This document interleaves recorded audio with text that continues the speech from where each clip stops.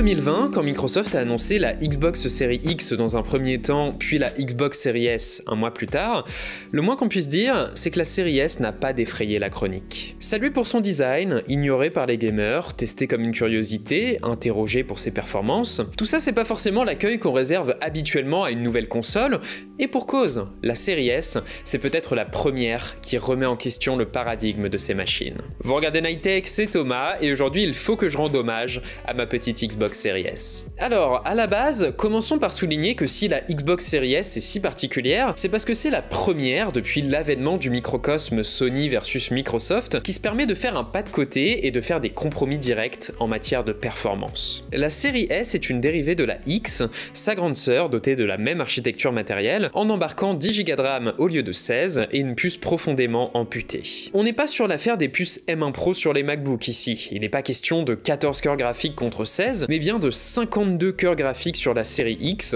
contre 20 seulement sur la S. C'est colossal comme différence et ça aboutit à une console théoriquement 3 fois moins puissante que la série X. En fait, la promesse de Microsoft sur cette génération, c'est de permettre de faire tourner les mêmes jeux sur les deux consoles avec les mêmes paramètres graphiques, la série S ayant simplement pour mission d'assurer le jeu en 1440p tout simplement, et il faut dire que c'est loin d'être ridicule comme promesse pour un tarif de seulement 299 €. Malheureusement, dans la pratique, il y a eu un moment d'étonnement déjà quand les détails techniques de cette console ont été révélés, dans la mesure où la nouvelle série S se révèle finalement sensiblement moins performante que la Xbox One X qui la précédait,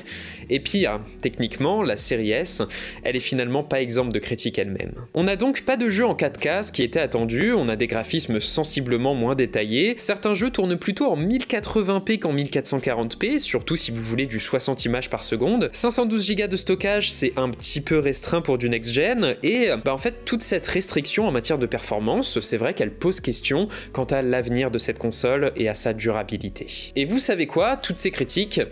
sont parfaitement justifiés. Si vous accordez de l'importance aux jeux vidéo, que c'est votre principale source d'évasion, que c'est votre hobby ou votre sport, n'achetez pas cette console, quand bien même c'est la seule disponible actuellement, attendez et investissez sur les gros modèles, ce sera beaucoup plus sage. C'est vrai, quand bien même la Xbox Series S offre un très bon rapport performance-prix, c'est simplement pas un très bon investissement pour les amoureux transis du jeu vidéo, mais là où elle fait fort, c'est que, une fois qu'on a accepté cette réalité, c'est là qu'on peut vraiment profiter de ce petit boîtier. Parce que là où cette Xbox fait fort, c'est dans la qualité de l'expérience globale qu'elle propose. Fini les interminables temps de chargement et fini les bruits de ventilateurs absolument atroces, les consoles nouvelle génération sont silencieuses, fluides, ultra connectées et dotées de systèmes ergonomiques et simples d'utilisation. C'est là que la Xbox Series S m'a totalement conquis, elle est basée sur l'architecture Xbox Velocity, la nouvelle architecture matérielle de Microsoft, pour assurer rapidité de chargement et d'exécution à ces Xbox. À grand renfort de SSD et d'optimisation, la Xbox s'allume instantanément, elle réduit tous les temps de chargement à une poignée de secondes seulement, elle vous permet d'entrer et de sortir de vos différents jeux instantanément, et en parallèle, elle vous permet de jouer à votre console depuis votre téléphone ou votre iPad sans problème, ce qui est juste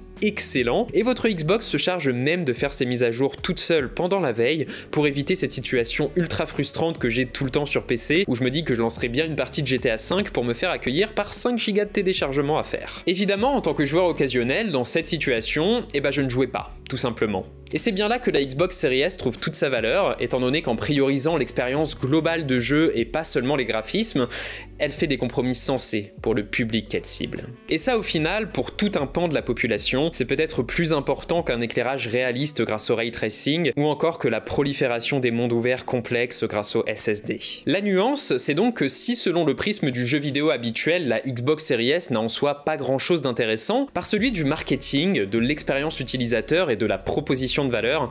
c'est un coup de génie. La Xbox Series S, c'est un boîtier proposé au bon prix, avec un design discret et élégant, idéal pour ceux qui n'apprécient pas forcément les codes stylistiques habituels du milieu du jeu vidéo. C'est une console qui fait passer l'expérience avant les détails graphiques que le public qu'elle cible ne verrait de toute façon pas, et qui est accompagnée par un service d'abonnement à la fois pratique pour le public et essentiel pour assurer la pérennité de Microsoft. Parce que oui, si cette Xbox Series S n'a pas de lecteur optique, elle a pour elle d'avoir le Game Pass, la formule d'abonnement qui aujourd'hui est bien pratique pour accéder accéder à un catalogue d'une centaine de jeux à installer librement sur sa console, et qui demain risque de devenir le seul et unique portail par lequel accéder aux jeux vidéo via le cloud gaming. Aujourd'hui, en combo avec cette série S, vous avez donc moyen de jouer sans trop investir à l'entrée, de découvrir régulièrement de nouveaux jeux, et de jouer à tous les classiques que vous appréciez de l'ère Xbox 360, Xbox One, et en jouant à ce genre de titres, les 512 Go de stockage de la série S passent très bien, ses performances graphiques sont plus que suffisantes, et même en veille, vous pouvez continuer d'apprécier son design et d'avoir l'assurance qu'à son redémarrage, votre série S sera prête à lancer votre jeu favori. Parce que si c'est loin d'être la console la plus performante,